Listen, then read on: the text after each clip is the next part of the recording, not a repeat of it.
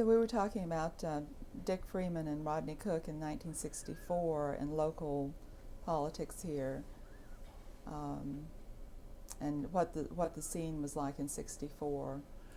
Yeah, well, there was no real Republican party of any standing, you might say, but people were known as Republicans, and there wasn't anybody particularly to contribute to or to back except those two, as I remember.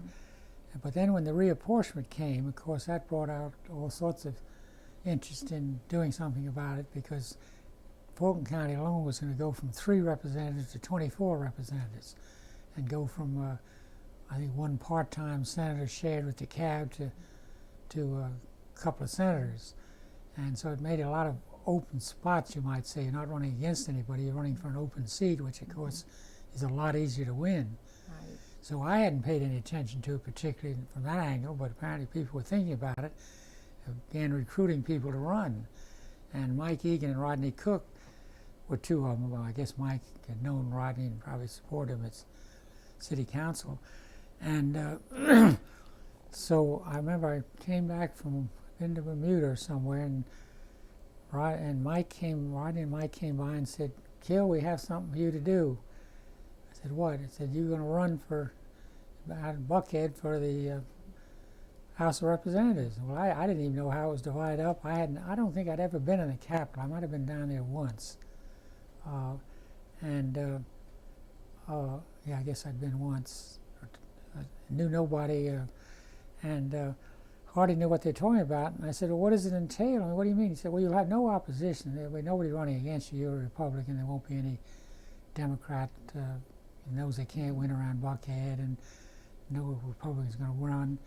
And you just have to go 2 months a year." And see, I had a business then. I was heading up a company, and I think we'd gone public already on responsibility.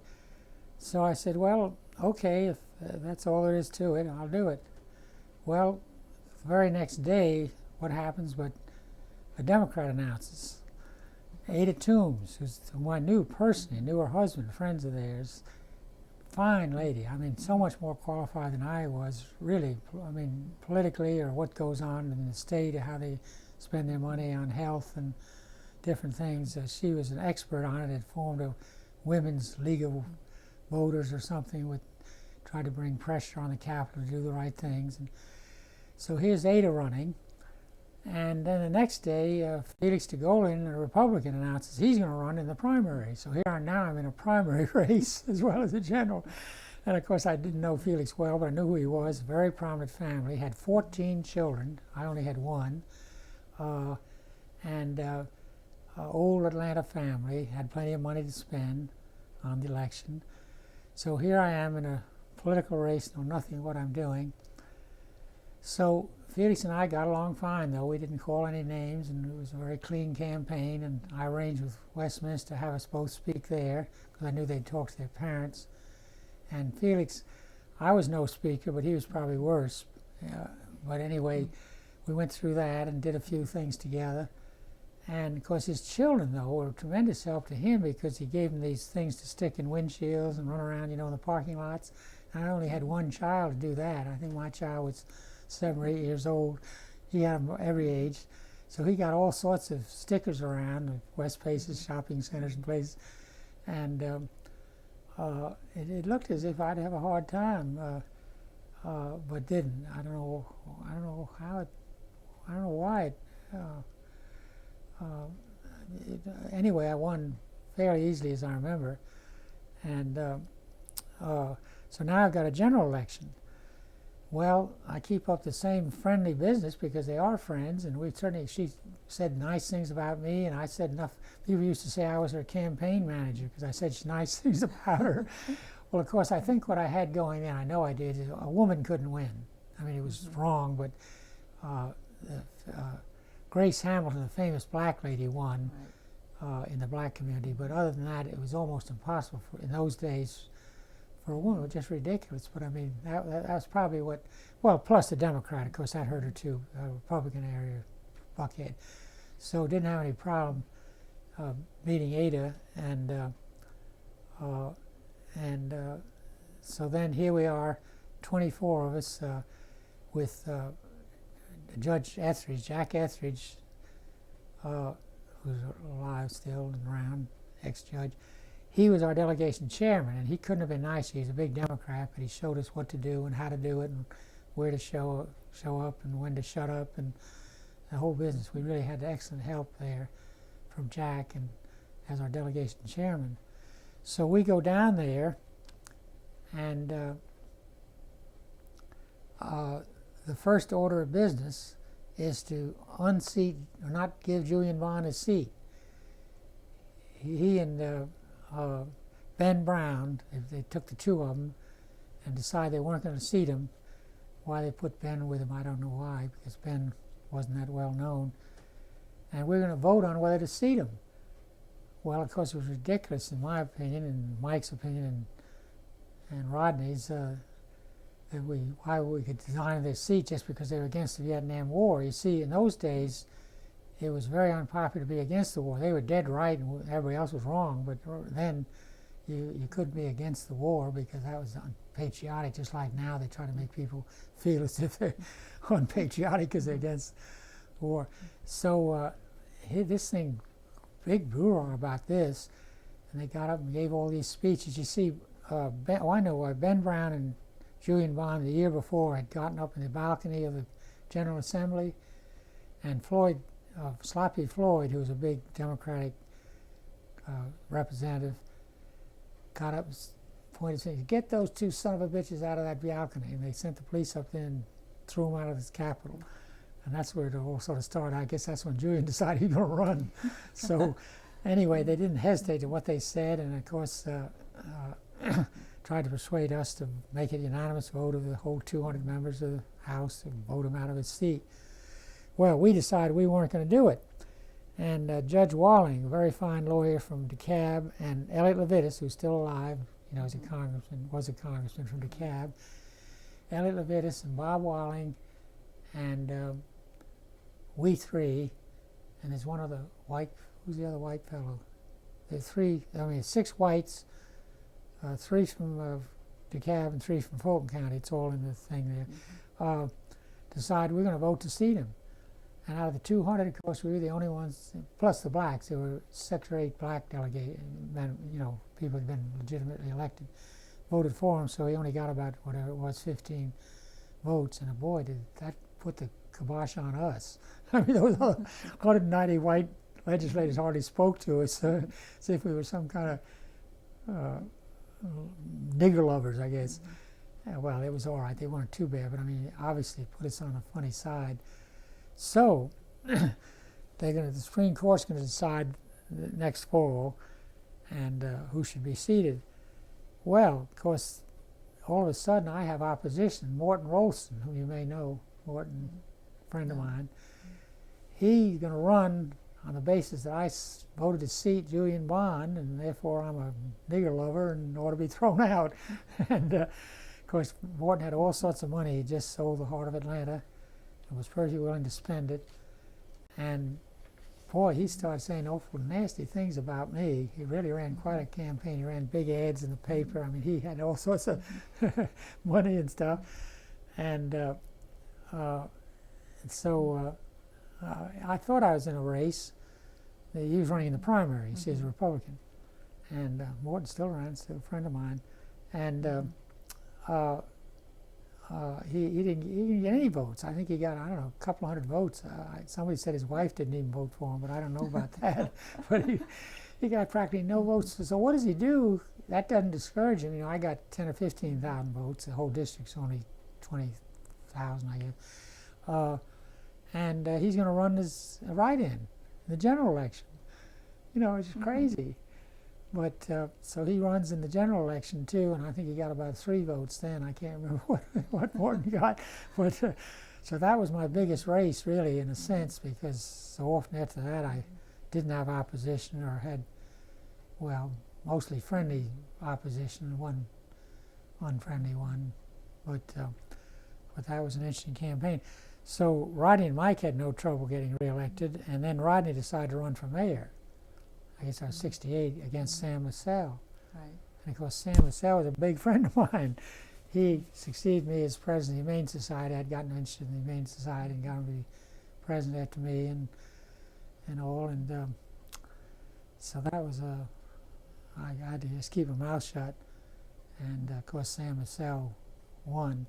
And that's when Paul Coverdale got involved, because he worked on Rodney's campaign. He's the manager, I think, campaign manager for Rodney Cook for mayor. That's when Paul Coverdale, you know who he Right. was. And Paul was there with my wife, future wife, or didn't even know her then, was also working on Rodney's campaign. And that's where they got to know each other originally. I mean, Paul and my wife, second wife, Elizabeth. And later on, we met. And we named Paul as my child's godfather. And Paul and I were close, of course. And so that's when we got a congressman in, and then we picked up some votes, some representatives around the state. We got up to about, we got up to 17 or 18 from the original 12, and maybe we got up to 20 before the Watergate thing. Well, let me ask you this, because the way you came into politics, and considering what your first term was like when you had this vote you decided to go for Julian Bond. Yeah. What motivated you to continue to seek office after this? Oh, well, I enjoyed the challenge. No, my second year, I decided this whole place is just a mess as far as what goes on. And Talmadge had appointed 3, what I'd call crooks, to be the pardon and parole board. There were 3 of them, just people he knew, 1 woman, 2 men. And it was just stunk to high heaven as far as paying off. People knew that you paid off to get paroled and got the right lawyers, and Mrs. whatever, and it's all in the thing. She had all the prisoners take care of her place, and they just abused the whole system. So a newspaper reporter, Pennington, I think his name was, came to me with a journal with all these facts about this and said, "This is awful, and we ought to do something about it." Well, what do we do? Well, I don't know who told me, but I heard that never impeached anybody. No, in 100 years, nobody ever brought an impeachment. They impeached the Republican governor in 1868. They got rid of the Republican governor back then, Right. and he fled the state. Remember, before he actually impeached. That's the last impeachment. Well, I decided. I went to the legislative council and the lawyers and said, "I'm going to bring an impeachment against this guy, these people, and get them out of there. It's the only way you can get them out. You can't. You have to." Impeach him is the only way to remove him. So I brought this impeachment against these 2. Claxton was one of them. He'd shot not 1 but 2 people, 1 guy in a barber shop apparently. And so I brought this impeachment. Of course, that was a sensation because nobody had ever brought an impeachment. And they didn't know what to do with it, because how do you do the impeachment? Well, you have a hearing in the House, just like the United States supposed to do for impeaching of Clinton, for instance, and then the Senate decides. Well, we have to have a hearing in the House. Well, everybody asked me, "Please take it out, don't do it, withdraw it, don't do it, you're just causing utter confusion over here, can't get anywhere." Well, I'll never forget Robin Harris, a very prominent Democrat, was head of the Judiciary Committee. He encouraged me to go stick with it. He said, "Go ahead and do what you want." So I left it in, and we were going to go through the hearing of impeaching, going to take up half the spring probably, and because this was a big political issue, because all the Democrats got behind all this Talmadge, well, it was then Griffin, I don't know who it was then, but anyway, they were all backing a Democrat. So got him to resign. I mean, they finally, Harris went to him and said, "Look, you're causing so much trouble, you better take Townsend's effort and just resign." So I got both of them to resign. One resigned that year, and the other one agreed to resign the next year. So that was pretty sensational act, and did a lot of good in a sense, because then they appointed a new pardon and parole board. Maddox had to appoint a new one, and appointed some decent people, and that ended up paying off pardons. They actually just bought pardons in those days. So I don't think they do much of that now, although there is still monkey business everywhere.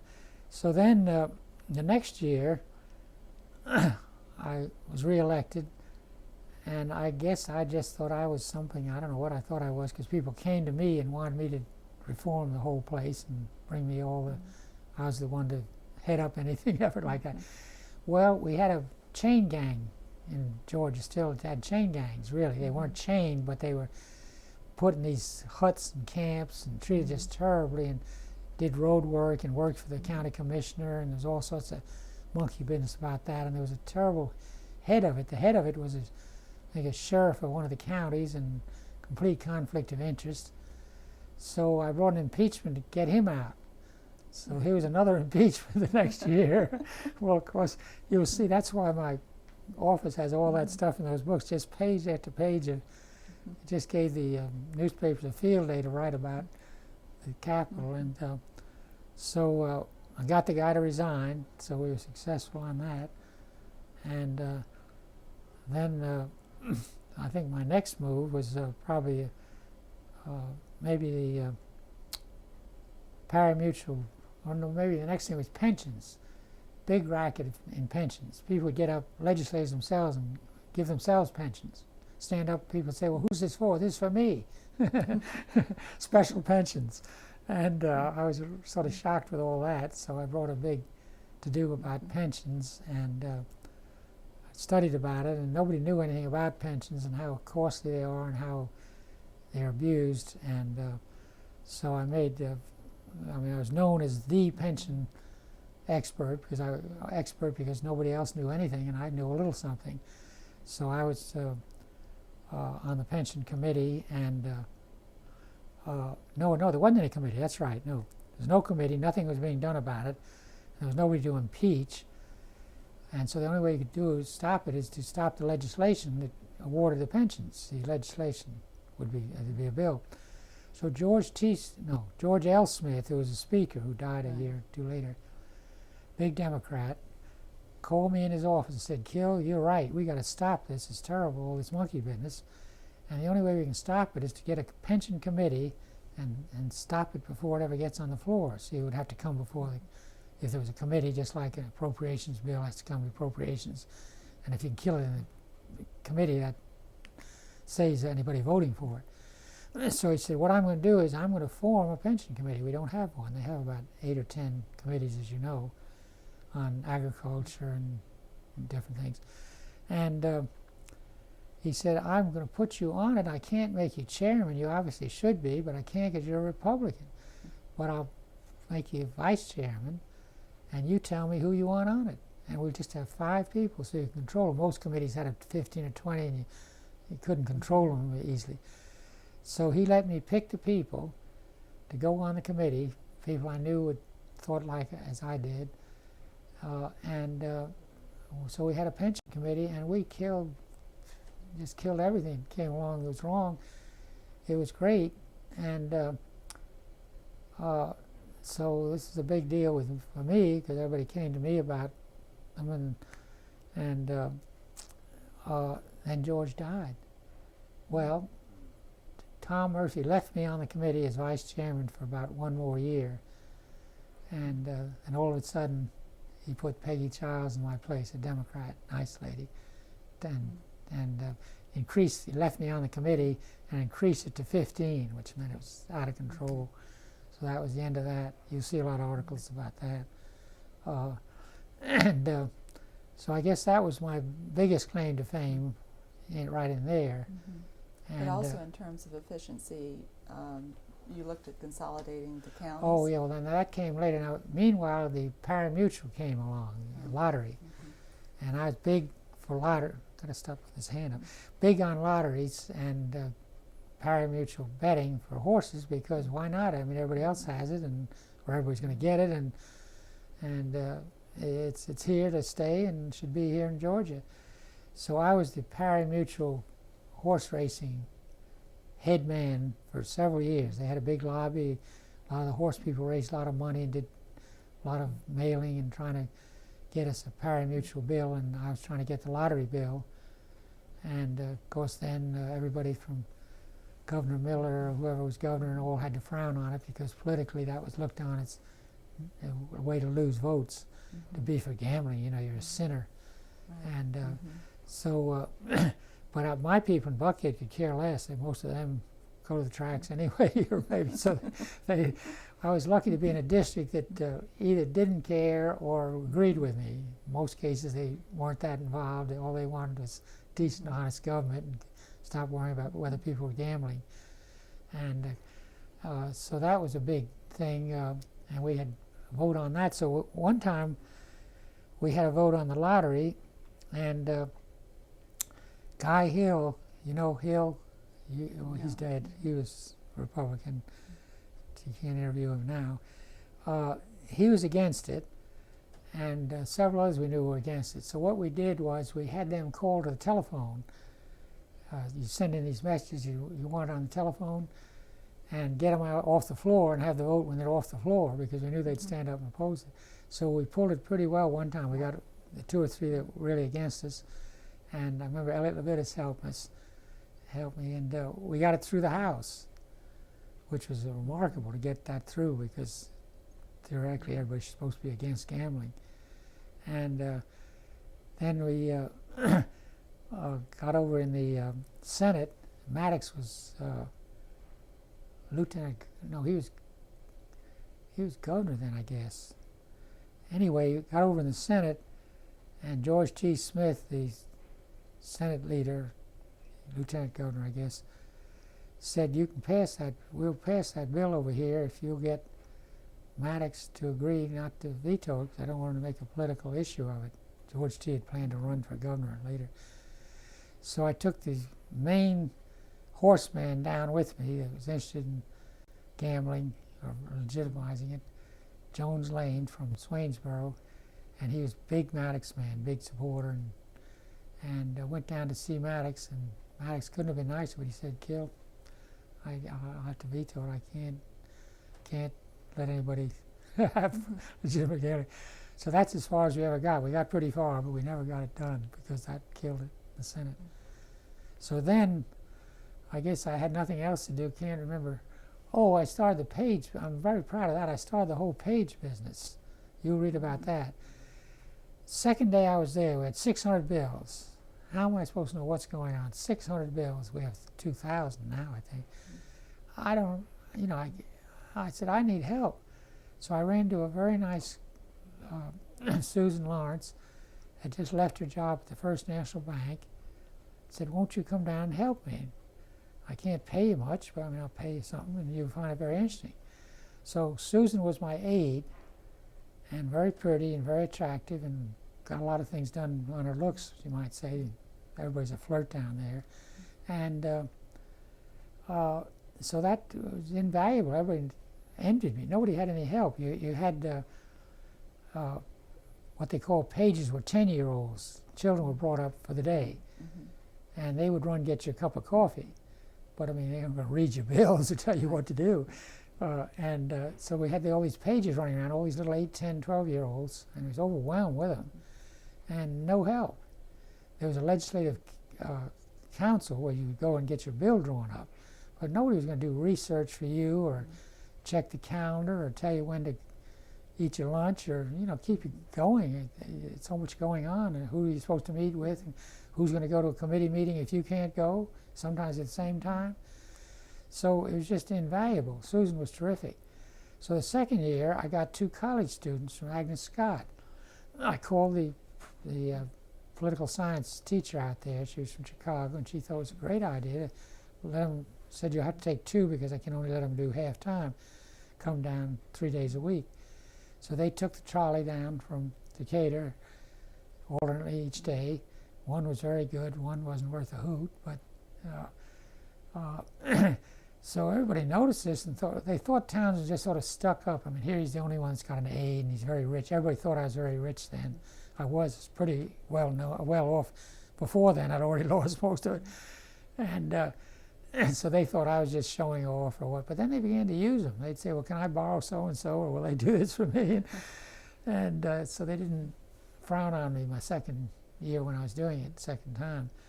So then the speaker he hold of me and said, you know, what's going on? He said, I gave you permission, let him go on the floor. Well, in fact, everybody could walk around. You didn't have to have permission in those days.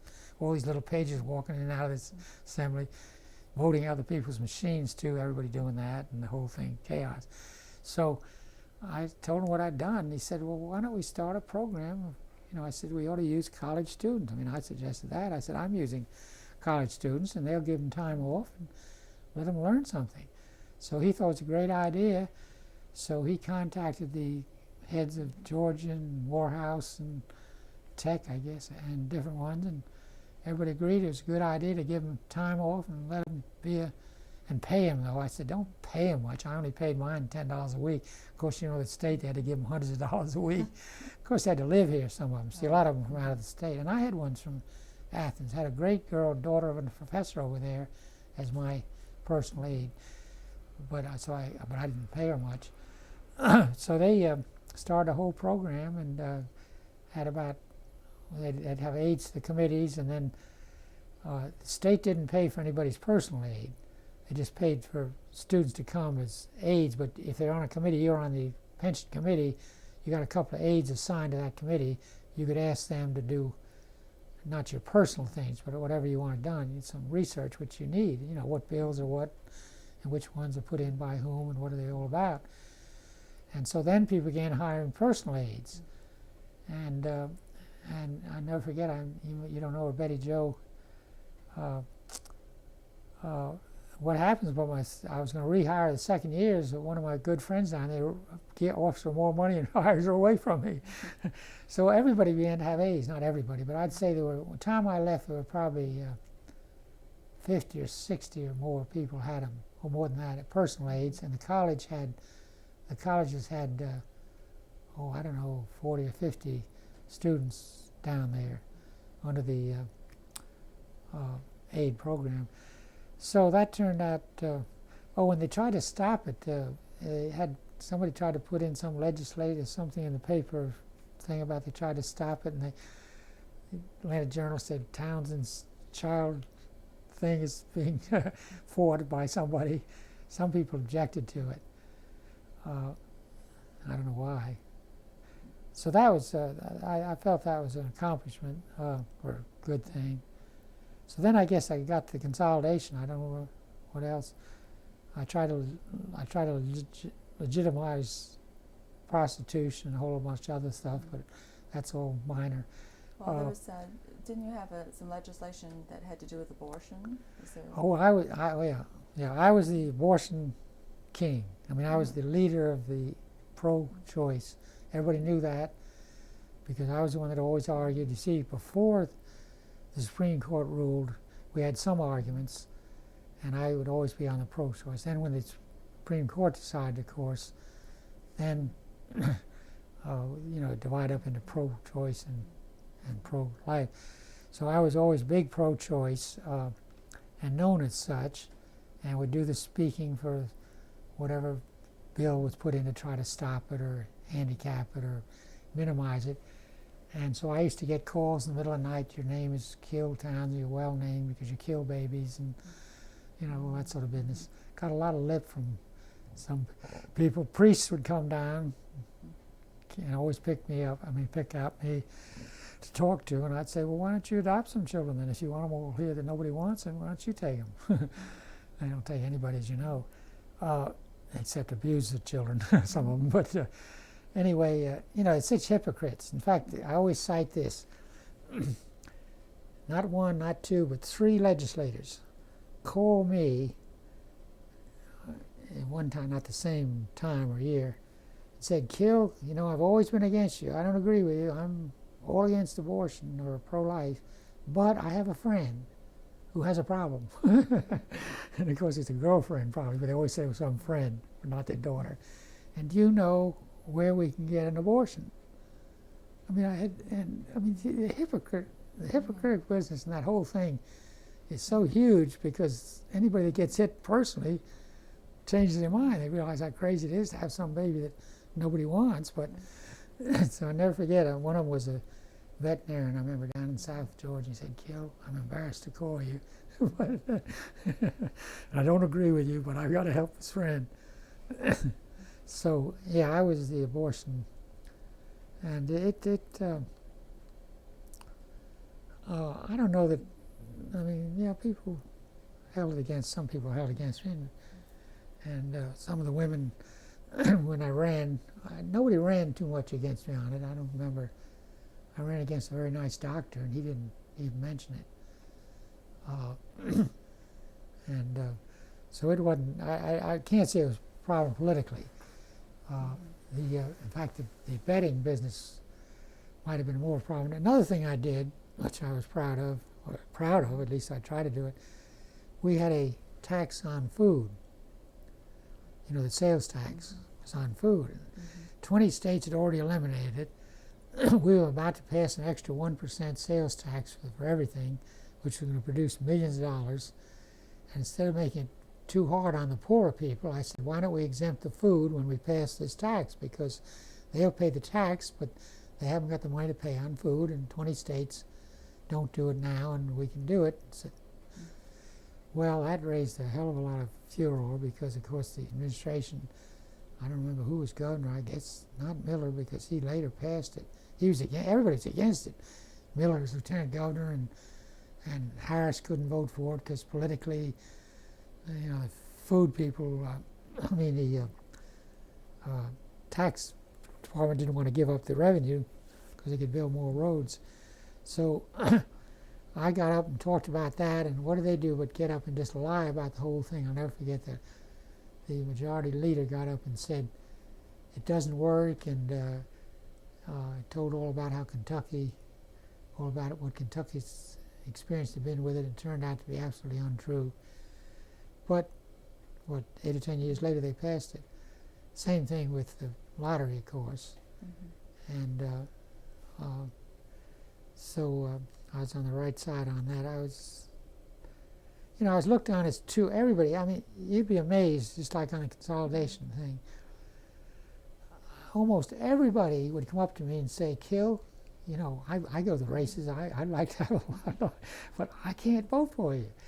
And on the consolidation, I mean, people from the smallest counties, the most ridiculous counties that never ought to exist, would come up to me and say, Kil, you're absolutely right. Well, I think my county makes no sense at all. It's just a waste of money and terrible services, but I can't vote for you. I mean, it's amazing how many people would go to the trouble to tell me they were on my side, really, but couldn't vote.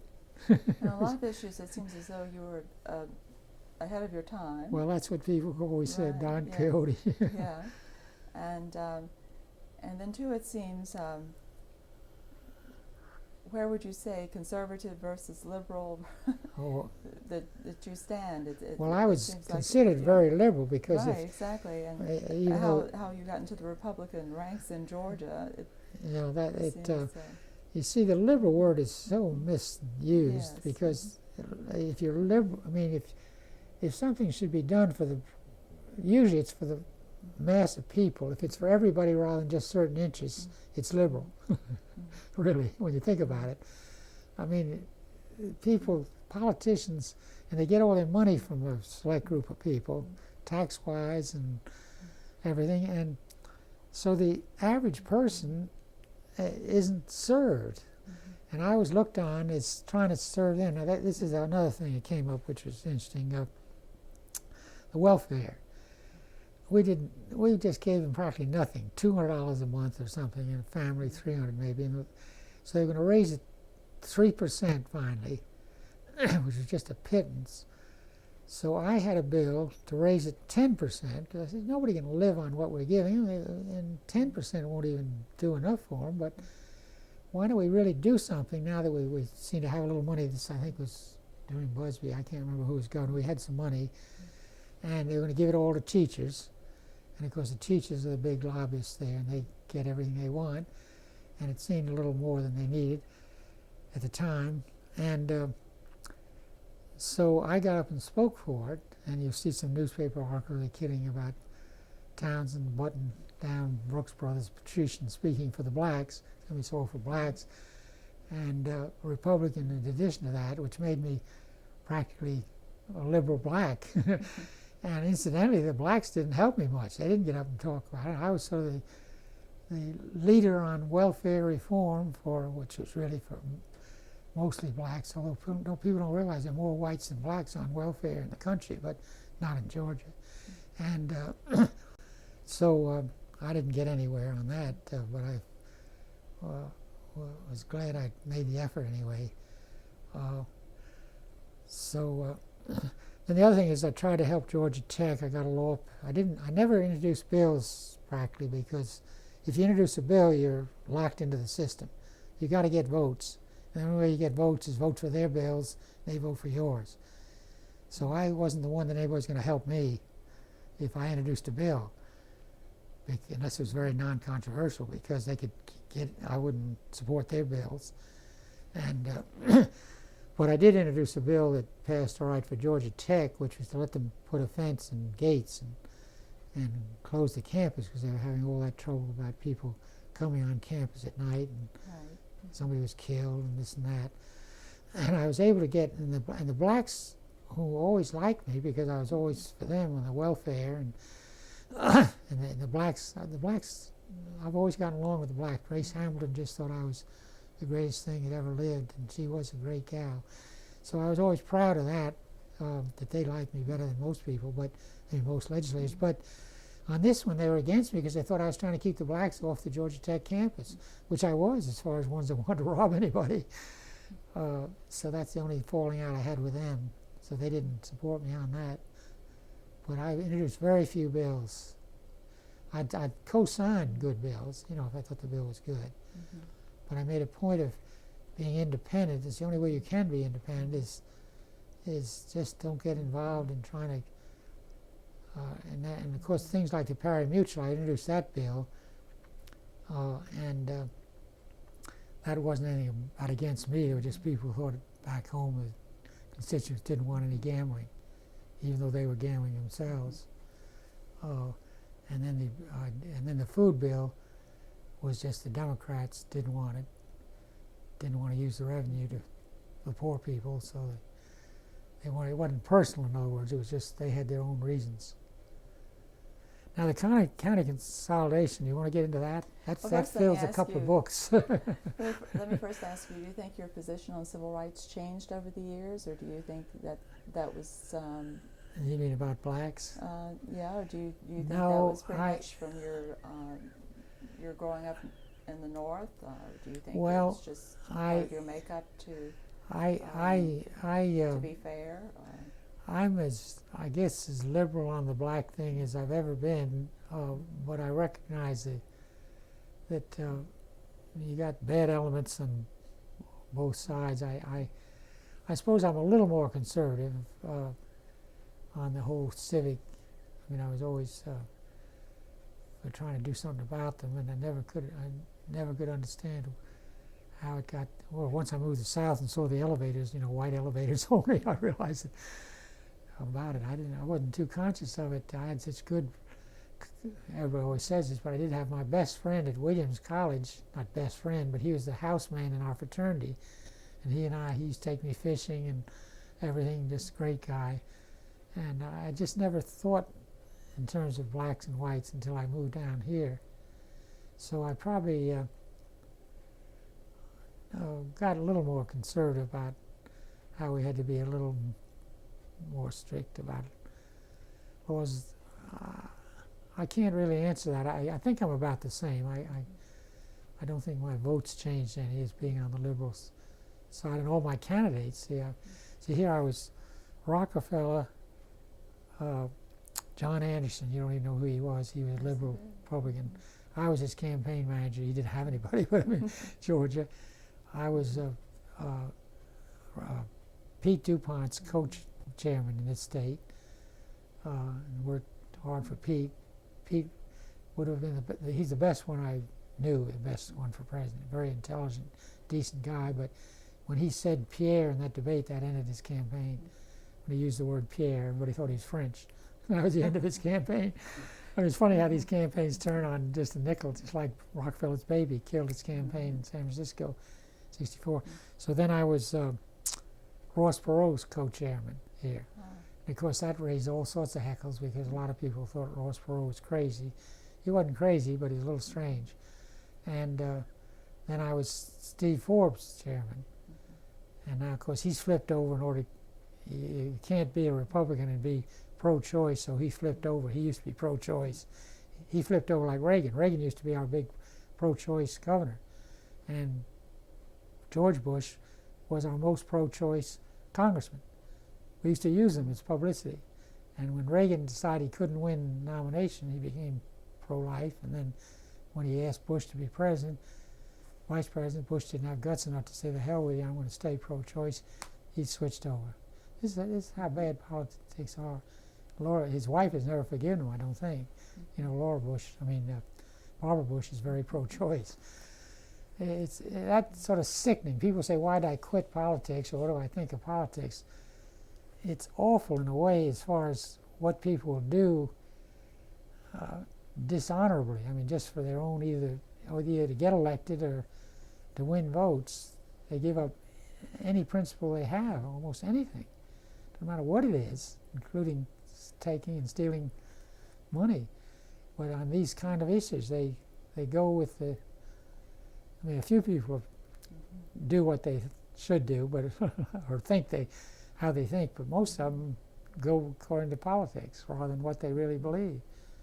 And that's. And do you think that's becoming even worse than it has been? Oh, it's terrible with the Republican Party now. Is just completely given into the whole lobby effort and the money and the whole thing, you know. And the Democrats were no better when they were in, but we need a third party is what we need, a reform party, and it's going to get to that eventually if one party or the other doesn't try to do something about this whole setup.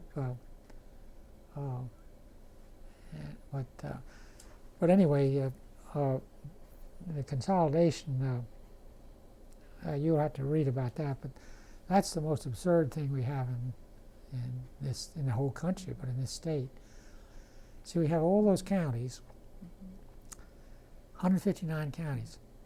1/3 of the counties, 50 counties, 1/3 of them only have 5% of the population. They have no reason to exist. They're 2,000 or 3,000 people, no business, no jobs, no health, no education, and no law enforcement, really. Right. There's a sheriff who's on the take because they can't pay him anything. We've got 33 sheriffs in jail now, been on the take because they get so much from the drug people.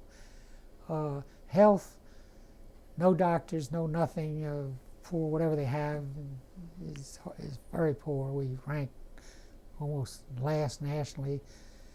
Education, we are last, because who's going to teach in Podunk County with a bunch of illiterate parents, virtually not illiterate, but I mean, aren't interested in education, have these children that have no background, no nothing. No I mean, salary. terrible problem. You need better schools. Used to be you had to be able to walk to school. Now you can take a bus. Within 40 minutes, you can have a decent school in Albany and not have a dumb school out in Etowah County out in the boondocks. So you can put people in schools and you can combine the money and have decent teachers. Of course, the whole teacher thing is chaos because you don't have to be any requirements to be a teacher. Go to Georgia Southern or somewhere and get a degree. And if you really have a degree from a real college, you can't be a teacher. I mean, they don't want you in the union. So anyway, don't get me on the teacher thing. Oh, by the way, I was the foremost anti-teacher legislator in the legislature, along with Paul Coverdale. When I say anti-teacher, stopping them robbing the state on the pension business. I'm not against the salaries, but I am against the structure. You have to have a superintendent job to get a decent salary, and teachers don't get, you can't get a high salary. But the pension thing is just absurd. A teacher after 30 years can retire on more money with his Social Security than he was earning as a teacher. And it's just huge, and they keep trying to reduce the age. It used to be 34 years. Now I think it's down to, it's down to 26 or 7 years. You get your full pension. And it's terribly expensive, and it's fine if they would use some of the money to have better teachers. But anyway, I was always listed. They sent out a sheet every election who was for them and who was against them, and Paul and I would be 100% against, and everybody else is, almost everybody was for him because, again, they control politics in Georgia. They elected Perdue, no question about it, and the unelected Barnes. They can do politically a tremendous job, and their lobby is so strong. And so when I used to speak one time, I was speaking against them, about some pension thing, and I got up and I said, of course it's easy for me to be against this because I don't have any teachers in my district. My teachers are all in private schools like Westminster and Lowell, which wasn't true at all. Of course we have some public school teachers in Buckhead area. But so I was conservative on that pension business. Now let's see, I still haven't gotten into the consolidation too much. Well, we can't afford the counties. The state has to do this. State patrol is the policing authority, pretty much. The investigating has to do it all for them. The state has to provide the health care. The counties, those counties just don't have any money, and they're mostly black. Some of them are over 0.5%, Hancock and all over 50% black. And by combining the counties, you can then pay the sheriff, if you take 3 salaries and give them all 3 salaries of having 3 sheriffs, and the same thing with the teachers and everything you have, combine the services, you have enough money to do something. So my idea was just cut out these counties, because the counties were formed originally just kind of politics. A person wanted a county because it gave him a vote. So you used to have the county vote system. So what you did, if you're in the General Assembly, and John Greer did it, several that I knew, you get yourself a county. You start a new county, and that gives you a vote. And that's the way most of these counties were started. There wasn't any reason for them, except politically, a guy that lived in the area decided he could have some influence in the capital, so he'd have a county. So people just started counties. Right. It made no sense at all. It had nothing to do with the right boundaries or economics or anything. So I was for that, and everybody was for it, but everybody knew I couldn't get anywhere. We went around the state and had hearings. And this is interesting because the sheriff in one of the counties said, you better get out of this town. I can't be sure to protect you from the irate citizens. He was the irate citizen, of course, because his job would be or at least you'd hire somebody qualified if you had the money. So when I was in Waycross, Georgia, a huge turnout, all these employees of the county, of the little counties, come up to Waycross. Waycross was a legitimate county. It was big enough to be a county, a Ware County. But they came from these other counties. So we got talking. I was giving my usual spiel, and I was saying, you won't lose your job. They got to have people. And some of you take your early retirement, they may do that, and ask people to retire, but we'll have better paid jobs. You see, you'd have 3 different, each county had a solicitor, and each county had a surveyor, and all. You couldn't pay them anything. I said, you can have these jobs pay better. So, and I said, the average education in these counties, I think I named a county, is 8th grade. That's the average.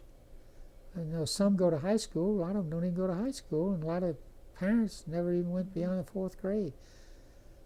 The guy gets up, he's about 50 years old, sort of a scrappy looking sort of fellow, and says, Mr. Townsend, what's wrong with an 8th grade education? I've only had a 3rd grade education. Well, what's the answer? I mean, there is no answer. And he's the county commissioner. He says, I'm the county commissioner. So, I mean, you know, you had people that didn't even know what I was talking about as far as education. So the State Patrol followed me out of there to Albany that night. They assigned a State Patrolman to me. They were afraid somebody might try to blow up my car. Something. Oh, that was fun. So what do you think of the concept of 2 Georges after that visit? No. You can't do that. No, I mean, there are 2 Georges, no question. And see, I fought on the highway department all the time. I fought with them on a lot of the stuff, but that's a whole other story. The highway department is owned and run by 4 big highway contractors. They get all the work. I mean, they're good people. They have to bid. And they divide it up, of course, in many ways. And the highway department is a paving department. It has nothing to do with the public as far as getting transportation that's really needed. I mean, that's why the rail and the commuter stuff is never, now they're embarrassed they're having to do something. They wouldn't do a thing in those days. Everything was paving. It didn't matter whether there was nobody on the road, they're going to pave that road. Just like between Tifton and Waycross. I don't know if you've ever been there, 2-lane road, there isn't anybody. You can't find a car. Now they've made it 4 lanes, so it'll be even harder to find a car. I mean, it's crazy, the paving that we do. And all at Metro Atlanta's expense, because they charge us for our 400. We got to do our own paving, and we put 200,000 people a day on that, and they put 2,500 people on the road down Tifton to Waycross. But they get it free, and we pay for our road. So I used to use that argument a lot about it, and was against the toll on 400, and argued that it's just wrong. I mean, we got to have 400, but I mean, as far as where does the paving go, or who pays for it, or it's crazy. But Atlanta's never had and then just like the state patrol was all outside of Atlanta. They're just beginning to patrol in the last 10 years at 285 and all. All the patrolmen that we're paying for, all the state patrol, are doing the outside. They don't. We're paying the money. 40% of all the money comes from here, but we don't get any of the benefits. So I used to argue a lot with the state highway department, and I did do one thing which was pretty good. I used to give out an atlas to everybody, because no, excuse me, I was going to get. Can you pull that atlas out? See, I still had some money, so I didn't mind spending money for them. So I used to put this atlas out for my customers, the motel business. Big ad on the back, and everybody loves atlases. Right. They're only $2 or $3 then. I think they're $18 now. So what I did is I gave everybody in the Capitol an atlas, everybody in the legislature, governors, all the workers, everybody. I even run to people today, some parties, oh, I remember your atlas. So I gave out the atlases. And then I sent a letter with it. And I said, note where I-16 goes. Well, I-16 goes between Macon and Savannah. But you'll notice on the map of Georgia that it's already paved outside of Tolliver County there by Jim Gillis. He was the head of the highway department, by his home or by his county. Right. So they have to do the rest by him, because he's put the little piece is just 10 miles. The other 200 miles or 100 miles is not done yet. But he put that little piece there, so they had to go for his county. So I put that in my letter and sent the atlas to everybody. No, I had some fun, and I think people enjoyed some of my antics and some of my letters that I'd send out about, they could stay in my motel. Howard Johnson, Henry Grady was torn down, so the legislators had to go somewhere. They were all at Henry Grady. Right. So I told them they could stay at my motel I built at Howard Johnson down by the stadium, which was near the Capitol, and they could stay there free, but they had to pay me $30 a night for parking, letters like that. And then I'll keep track. And then I'd sent the letter, and I said, I said, I'm sending a similar letter to your wife, and I'm going to keep track of what you're doing up here. And I kid around. And I did keep track of some. It was through my housekeeper, and found out all sorts of things. So a lot of them used to stay down there, and the speaker moved down there for a couple of years, and he paid me. See, I never had to pay the Henry Grady. I charged him. Murphy? Yeah. Mm-hmm. Then he moved up to the motel that they built, which they never should have built. They lost their shirt on that motel right by the Capitol. It's still there. Georgia State's taking it over. So, I think I got along better in many ways for funny reasons. I say funny, I mean, and I could do things for people, and they needed rooms, I could help them on that, things like that. So I was treated, I can't complain about how I was treated by the Democrats and Republicans, and the governors were fine to me. I campaigned for Busby. I used to give speeches at little Rotary clubs for Busby. He'd call me up and ask me would I go to some club he wanted to speak, and I'd go and speak for him. And I got along fine with Governor Harris. He'd been in the motel business, so I knew him. And I got along with Maddox. And of course, Carter, Jimmy Carter, well, first was Carl Sanders, who was a fine governor, and I always supported him. He's one of the only Democrats, I think, only Republicans support him on a couple of bills. He appreciated that. He's always been nice. And then Jimmy Carter, my second wife, worked for Carter, Jimmy Carter, before he ran for, before he ran for governor. When he ran for governor. She was on his staff. She was his first paid employee when he ran for governor. He gave Ham Jordan, and what's his name? I guess gave him some money. They were college students. So Elizabeth was his aide when he was running for governor, second time when he won. And he's running against Carl Sanders, and he couldn't win. There was no way he could win that election, the polls showed. And so I persuaded Elizabeth to quit him. I said, you're with a loser and he can't win, and we're going to get married, and she's going to wait till she got him elected. And I said, well, let's just go ahead and get married. Well, then he came out with Cufflinks Carl. Oh, yeah. And he won the election. And he became a temporary segregationist, too. Remember, he started talking like George Wallace. Right. And then in his inauguration speech, he repudiated the whole thing because he wasn't a segregationist at all. He was a very fine man.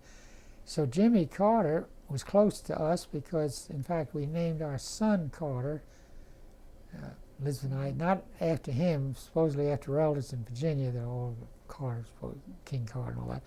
But we always kidded Jimmy that we named him after him. And he came to his christening and always kids me when I see him about how is his namesake doing. And then Zell Miller, I always got along fine with him. And then, of course, that was the end. I quit while Miller was governor. It's interesting that your stance did not hurt any of your elections. You're getting reelected. No, the second time I ran against a crippled fellow. He had palsy or something. Very nice boy, Klein. Nice, really troubles. And so, of course, I always said nice things about him, and he said nice things about me. But he's running as a Democrat. It's a Republican district. So unless I had somebody in the primary, there really wasn't much danger of being in Buckhead Democrat. And then I ran against this doctor who couldn't have been nicer. We used to travel together to different campaign speeches, and he couldn't be nicer. In fact, he wrote me a nice letter you'll see maybe in the file, saying that 3 things I learned. He said, don't run against somebody that you agree with entirely. And don't just not. In fact, the medical profession supported me. And then I ran against one a guy I didn't think much of, and he didn't think much of me. And he put out letters that I burned down his signs and stuff, and took my cigarette lighter and lit them. And I don't even smoke, don't have a cigarette lighter. But he was pretty nasty. But others have been nice opponents, and then many times I didn't have any opponents. Half the time nobody ran. I always said nobody wanted the job. No, I didn't. And my friends put up money if I needed. It only took a few $1,000s in the beginning, but later on it got, you could spend $12,000. You needed to spend that much. And of course now it's $100,000. I mean, literally there are people paying $100,000. In fact, Taylor, when he first got elected in Albany, spent $100,000. It's terrible. Right. See, when I first ran, I wouldn't take any contributions. The first 2 or 3 races, I just said I don't need it. It's just a couple $1,000s, and I don't want. And then later on, I took it, but I would send back if I didn't. I remember somebody sent me $500, and I sent it back. What were they trying to do? They were trying to do something that I didn't agree with. I know, I didn't want, I was for the 14-foot trailers. Oh, there's another big, not big, but we had 12-foot widths on mobile homes. Right. And 14 feet was now being allowed all over the country practically, except in Georgia. You couldn't get them out of Georgia because we had a 12-foot limit. And we had the largest, we were the second largest manufacturing center of mobile homes. Big California, ordeal, yeah. So I suddenly became the spokesman for them because I think it doesn't make any sense. I mean, nobody, mobile homes, if we regulate them, they got to get on the interstate, certain roads, and be careful. And so I was the spokesman for them. Well, the first year we didn't pass it, and then the second year I was the one that got up and I don't know, I guess it was my bill. I can't remember the bill. But so it passed. So they sent me $500, and I sent it back. I said, I didn't do this for a contribution. And then I'll never forget, Carl Sanders sent me $500. And I called Carl and said, you can't give me that because it'll look as if you're not supporting a Democrat. And so we agreed you didn't have to report 200, so we changed it to 200, did not report on 200. Then Mayor Allen always sent me money. No, I had a lot of Democrat support, but then I started taking money because it got expensive. And they didn't pay anything in those days. See, we got $2,000. They get 16 plus all you can turn in on expenses. They get all sorts of expenses. They get $25,000 minimum now with their daily $125 allowance and everything. See, the first few years we didn't get anything. I can't remember what we got. We got about $2,000. We might have gotten $1,000, or I don't remember if we got much of anything. You know, often we've said that a Southern Democrat and a Republican are pretty much the same thing. They are now. Yeah, but so, especially talking about conservatism, so what do you think constitute the rise of what we call this new conservatism that we have today? Well, I think particularly in the South, that got to where Republicans could see you couldn't win if you looked on as a moderate, if you looked on for gun control or pro-choice certainty or prayer in school sort of issue. And I think most politicians, as we were talking earlier, sort of go with the flow and they have to if they want to get elected. I mean, you can't get, even nationally and certainly locally, you can't be on the wrong side of those 3 or 4, what you might say, are semi-religious issues. The gun control is sort of religious because you're not supposed to kill people, I thought the Bible said, but if that adds to the number of people that are shot or killed, it's the wrong side. So I think that took over on the party, becoming more conservative. And of course the Democratic Party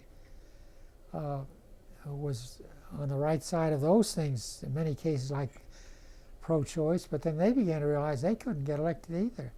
It just sort of, I don't know, it picked up, I think, pretty much through the religious thrust, and they're so well organized. If you can get some right-wing people for you, they'll all show up and all give money and work. You get other people for you because you're on the other side.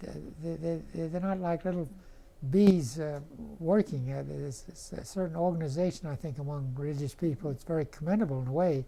When they believe in something and interested in it, they really work at it. Whereas the great majority of people don't take that much interest or do that much for their side, and they're not as well represented. You can see that in the Capitol. The ones we're talking about, these various causes, are far better represented than the average person. From welfare on up, or transportation, or whatever it is that would help. Of course, now a lot of people are for lobbying for transportation, but I mean, there was nobody down there screaming and yelling for what the average person needs, health care and those things. Not that many people lobbying for it, whereas for the other causes, religious people just rallied around and carry the day in many elections. Yeah, it's interesting. If you think back to the 60s, though, when we had the student movements of the 60s, and we became very liberal as a nation in the 60s, we did have a lot of activism Yeah, among our youth, we and did. a lot of political activism Yeah, I think among that our was, youth. you're right, the whole youth thing and the civil rights, without that whole movement among, really led by the blacks though, and got the students involved. Right. They did bring about that, and against the right-wing Democratic conservatives, Right. and the Republicans supported it more than the Democrats in a sense, certainly in the South, because well, many Republicans then, of course, had moved down here from the North, like myself, and they were tended to be more moderate to begin with. I don't think that's true anymore. So many people have moved south now. It's not just the moderate thinking, but all sorts of religious groups, Pentecostal and church movements that have grown up out of the North pretty much. They moved down here. And I think in the 60s, too, we had the other elements of the assassination of Kennedy and the Vietnam War that played a role in that Yeah, the Vietnam War, and which movement is as well. so similar to this war. I mean, trying to make, you see, that's what killed Romney. Oh, I didn't tell you about the Romney campaign. See, we were trying to elect Rockefeller, or nominate him to beat Nixon in 1968, Bob Snodgrass. And so we had him down here. I'm sorry, we had Romney. We were going to use Romney because Bob Snodgrass knew Romney, and Romney wanted to run for president and start a little movement. So we thought if he comes down to Georgia, it'll help a little for him.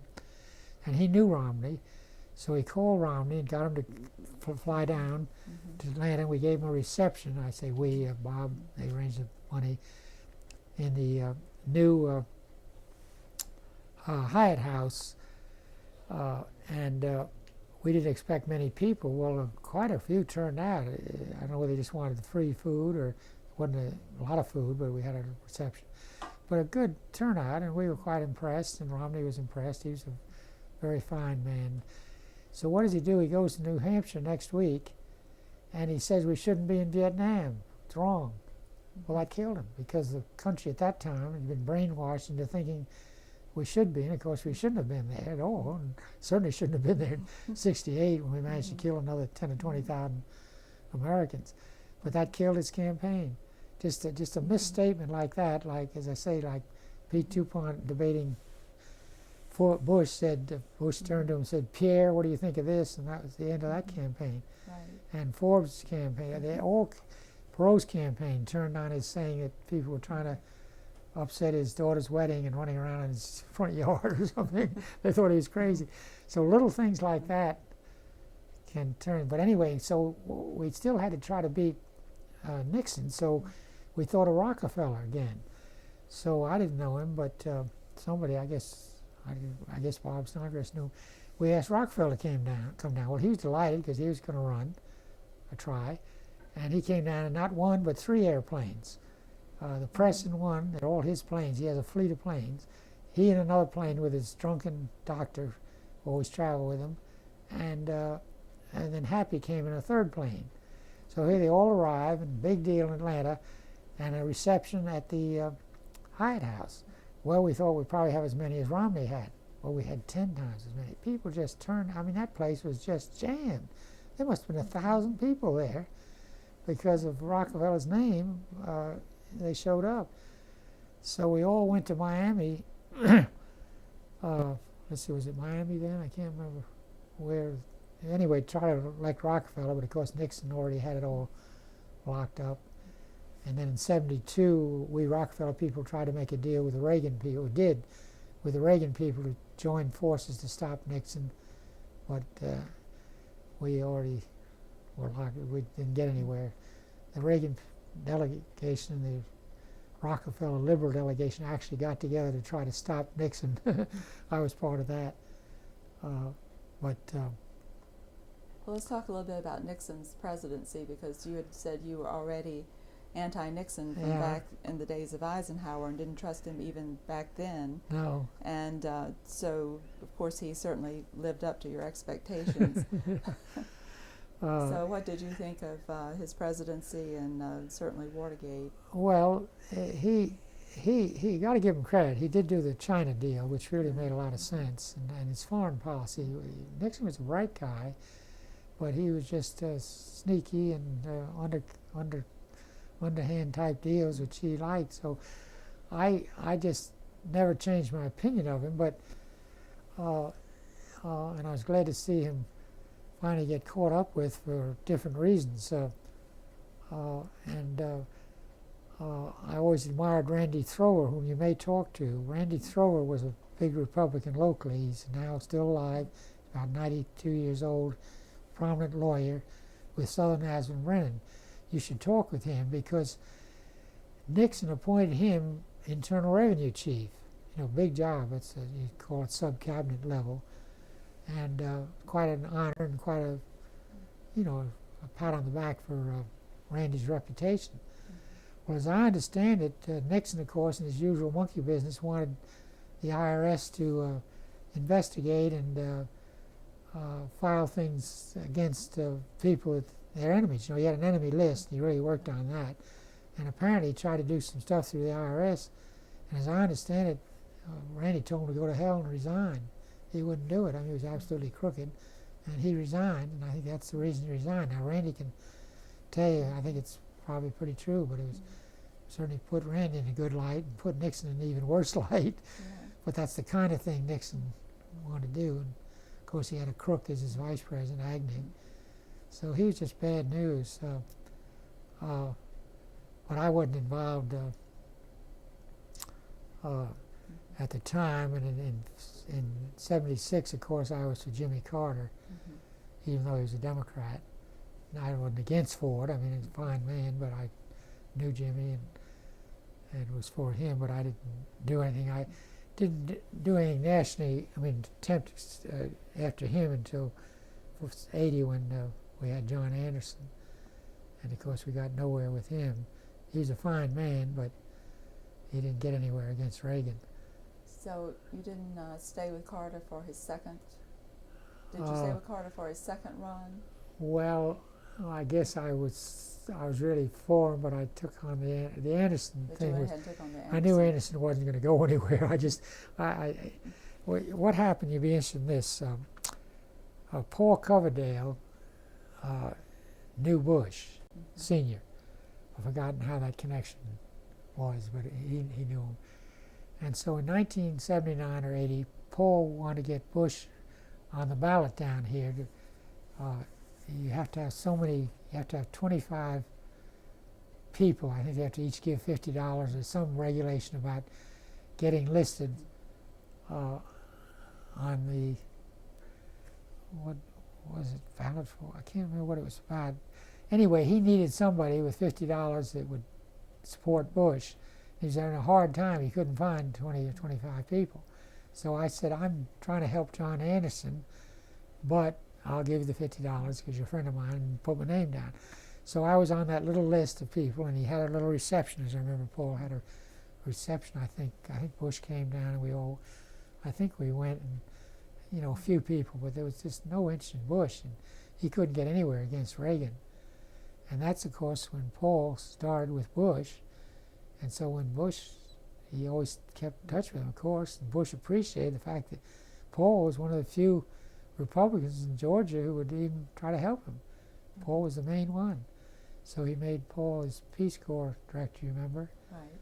And he's always been close to the Bush family.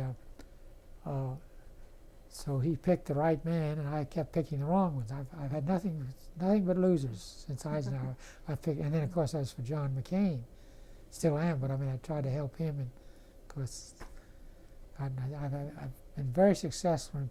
Everybody kids me now. In fact, I gave a talk at Rotary, and when I introduced Steve Forbes, I mentioned it about how if I'm for you, you're dead politically, which is true. You know,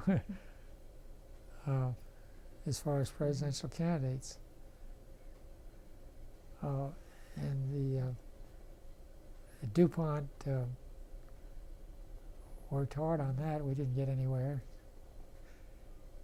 So Sorry. Bush Senior, did you go for him, and after Reagan, did you support no, him then? I wasn't enthused. I mean, I didn't do any work. Well, I was for Perot, of course. Perot ran in '92, you see, Right. and ruined the whole thing. Would have won, of course, if he'd stayed in and hadn't gone off his rocker on that wedding business. You know, the polls showed he would have won in June. He wouldn't have gotten the majority, but he would have had 34% or whatever it was. Right. And that whole thing just folded up. So, no, the presidential thing has been interesting, and met a lot of interesting people because of it, but it didn't have much to do with my career as far as, well, it did as far as being interested politically.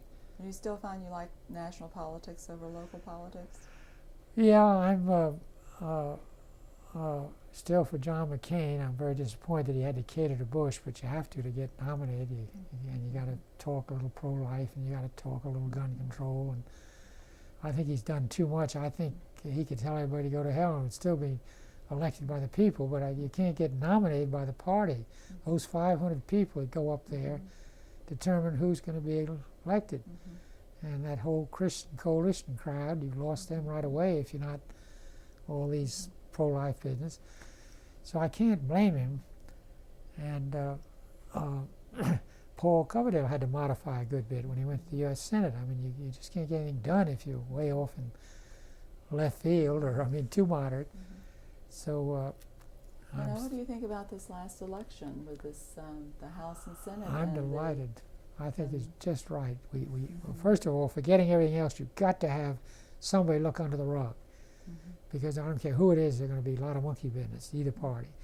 So it's very important to have some Democrat control if you have a Republican president, and vice versa. And they both need looking at and under their rug. So this is the only way to get it, is to elect Democrats this time. And if the Democrats go berserk, the way the Republicans have, then you got to get the Republicans back in if the Democrats get in the same position. It's amazing how it turns, and of course that's the fault of the whole lobby situation and the whole campaign thing. See, we should have public campaign financing, like England, and very limited in the amount of space and how much you can spend, and get out of this whole business, because the lobbyists now control, they just control the government, there's no question about it. And once in a while the people rise up and they all back off a little, and then the whole thing starts up again. And it'll start up again. But for at least 2 years, maybe there'll be some semblance of sanity on this issue. I hope. It's taken that long to switch how they approach their lobbying. Yeah, that's right. Yeah. Right. No, I have hopes for that. And McCain is that kind of guy, and at his age and all, I'm hoping he'll just tell them all, go to hell and try to influence him once he gets in, but you got to get in to do it. And I don't know how that's going to work out. I mean, thank God we got rid of George Allen. He was a threat. Giuliani, I don't think he's moderate, certainly moderate, but I don't think he can beat Hillary Clinton, and that's of course they're probably going to have. I think McCain will show in the polls, and that's where a lot of Republicans will jump on his wagon if it shows that he's the only one that can beat her.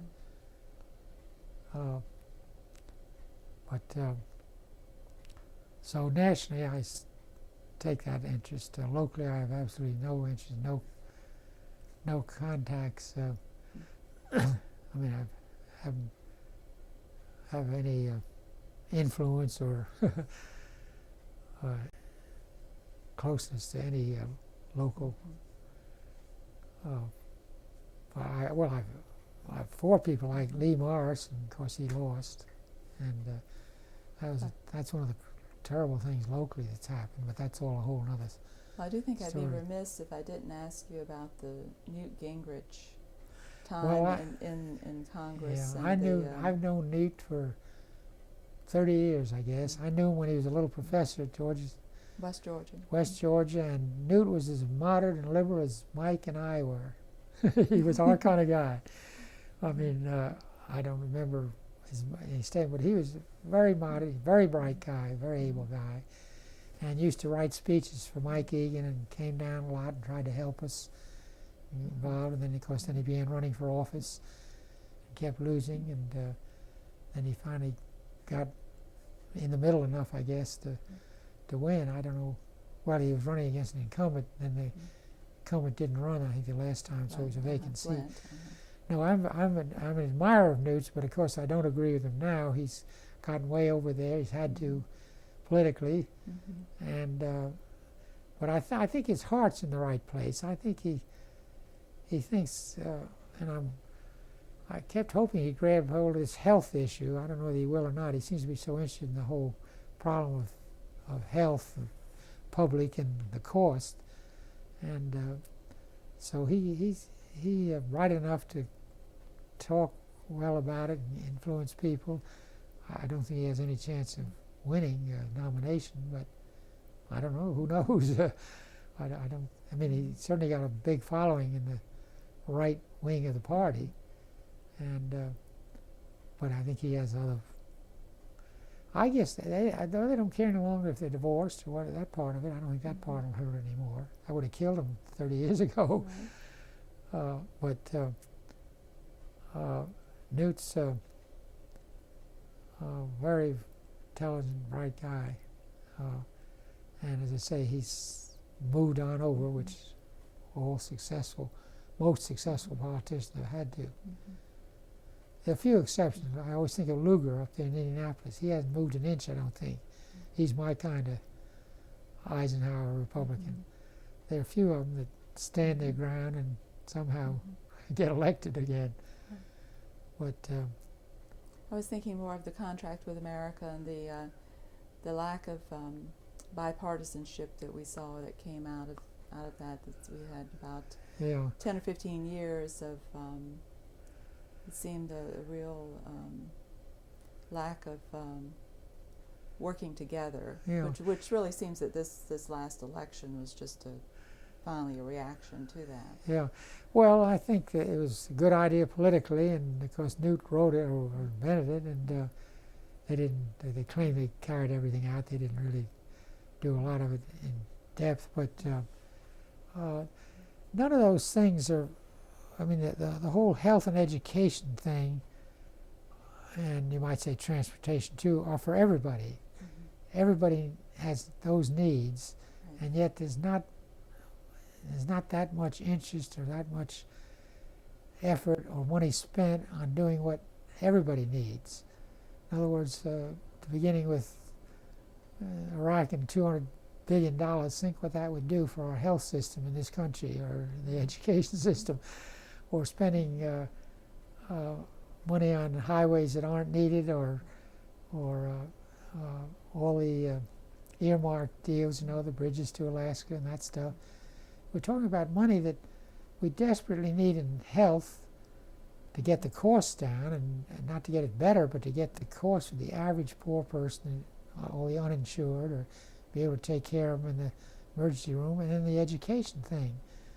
The bigger classes and the poor pay for teachers because they don't have, counties, states don't have enough money to pay them well, and then of course that gets into the taxes that the people that have a lot of money have to pay for it, and this whole tax thing of the 1% now that, for Cheney to save $20,000, Bush saved $30,000 a year on their taxes, but under the present tax bill, is just crazy. The average person saves $6 in the income under $50,000. Under $100,000, they only save something like $500. There's no saving at all to them. It's, you got to get the money somewhere, and then the gasoline can be taxed, which would hurt some of the poor, but a lot of them don't even have cars, and you'd have to subsidize none of that, and then the estate tax. I'm like Buffett and Gates, and I don't have any money, but I mean, they're right.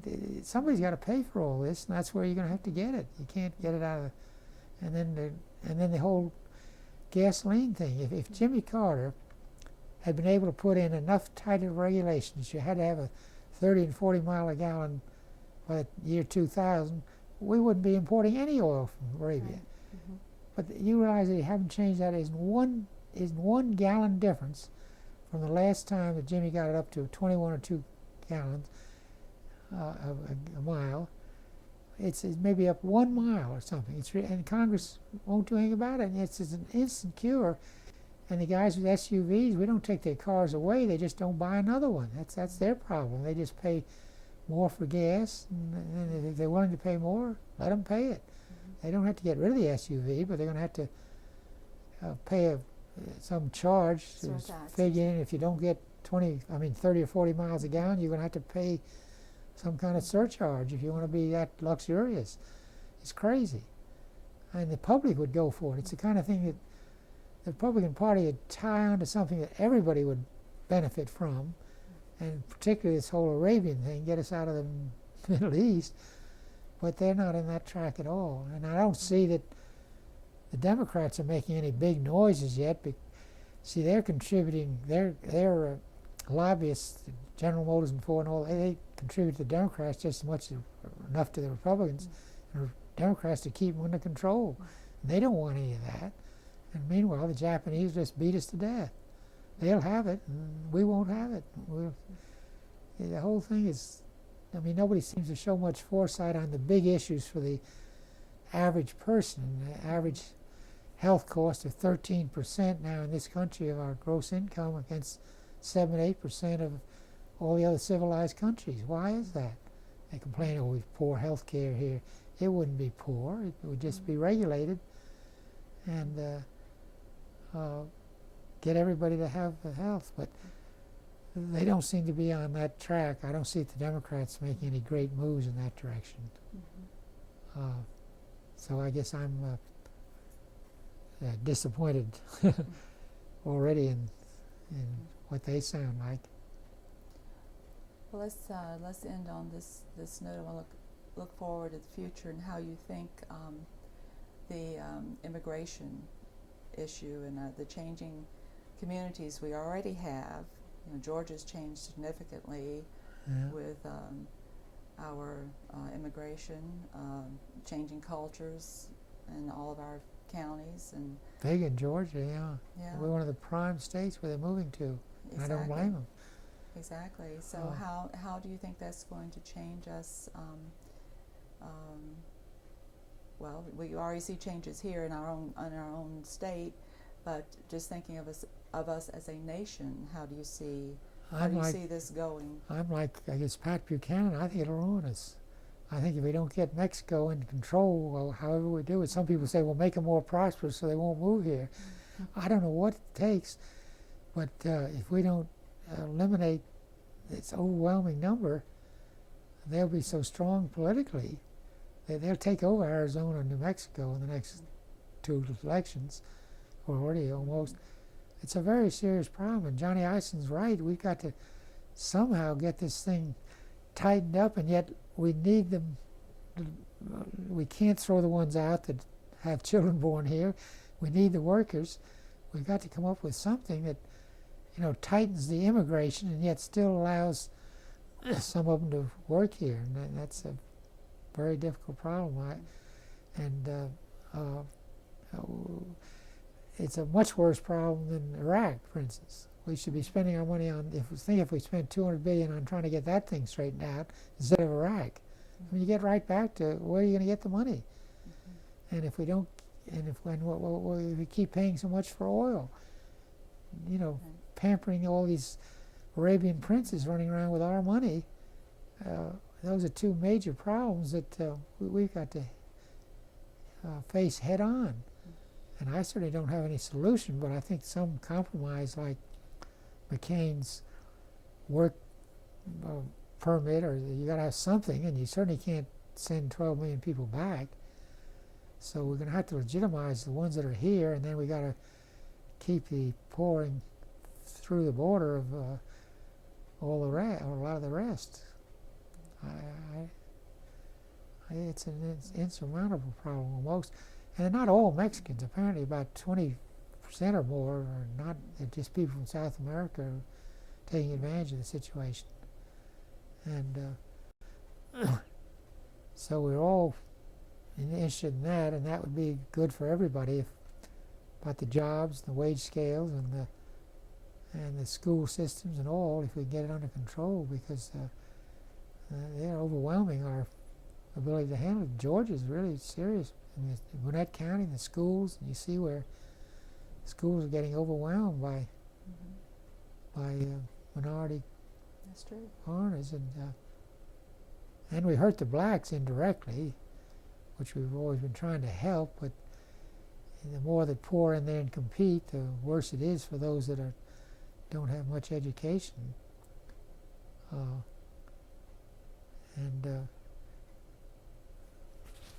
So I don't have any quick answer on any of that. Yeah, I think we're all looking for a quick answer that we don't have. Yeah.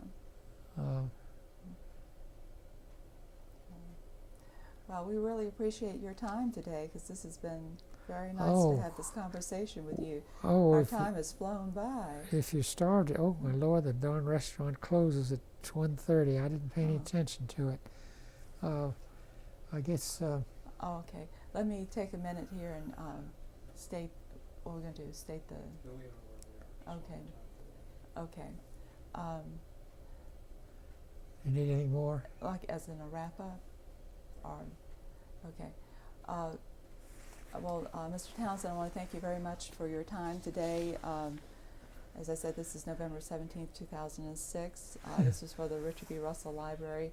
I'm very much pleased that you took this time to talk with us today for our political party oral history series. Thank you very much.